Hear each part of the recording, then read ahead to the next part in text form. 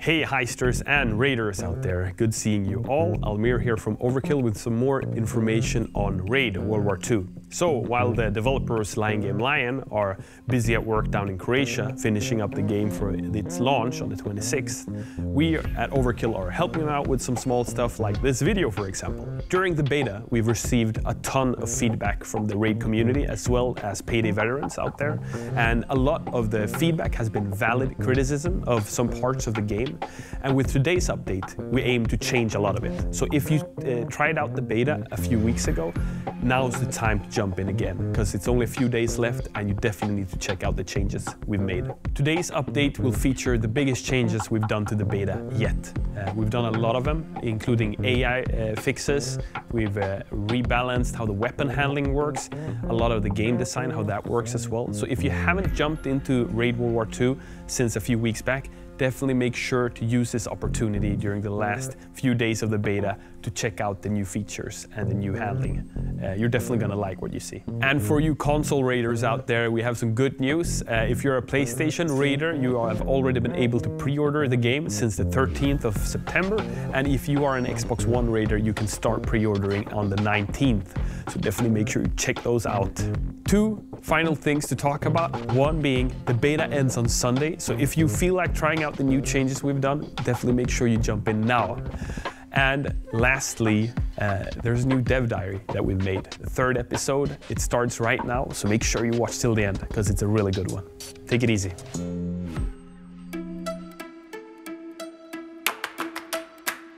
An hour before opening, there was a billion people in the booth like, my friends played this yesterday, they told us we have to play this, we're here now.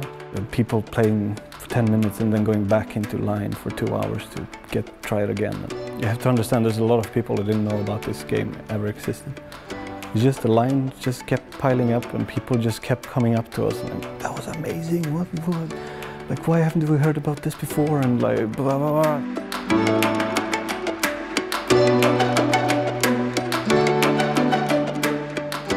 In your head it's like, oh my lord, what's happening? And then after a few hours, when everything comes down, then you have the thing in your head, holy fuck, now we can fuck up.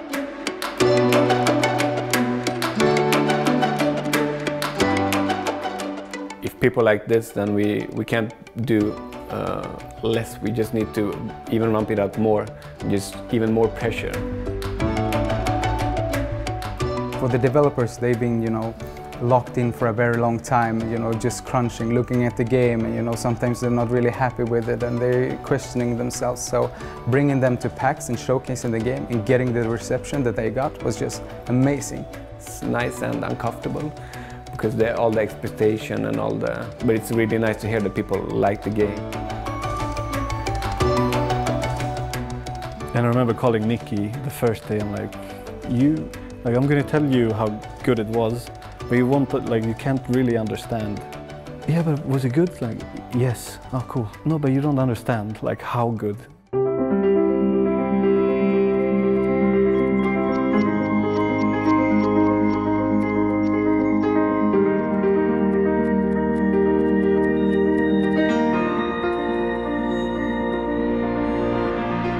When the team came back from PAX, we sat down with the team. We had a meeting, basically, where they explained how PAX went, they talked about it, all the reactions, some of the feedback.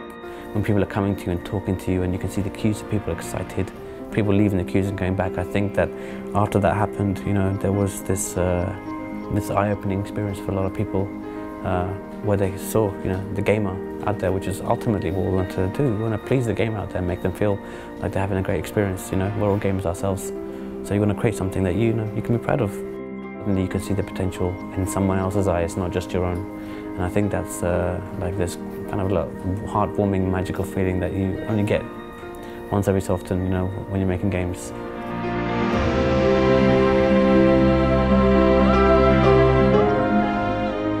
So those people went, bananas, and everybody stayed after playing the game and talked to us for like 10 minutes. And then we sit down and say, okay, this is what people liked. They really liked this stuff and this stuff and this stuff. Is this something we can reuse more, but not too much so it doesn't get repetitive? and this stuff people didn't like. Maybe we need to sit down and see which department it goes to and try to improve it. So there was people who never, for example, played Payday. So they didn't even know about this co-op genre where you can just play and it's replayability and everything is dynamic and it's random and you can play the same thing for 100 times and it's still fun because there's still a challenge behind the corner somewhere. I think ultimately it means, because the reward at the end of the curve is you know, people enjoy something you made, and right now we get small tidbits of it.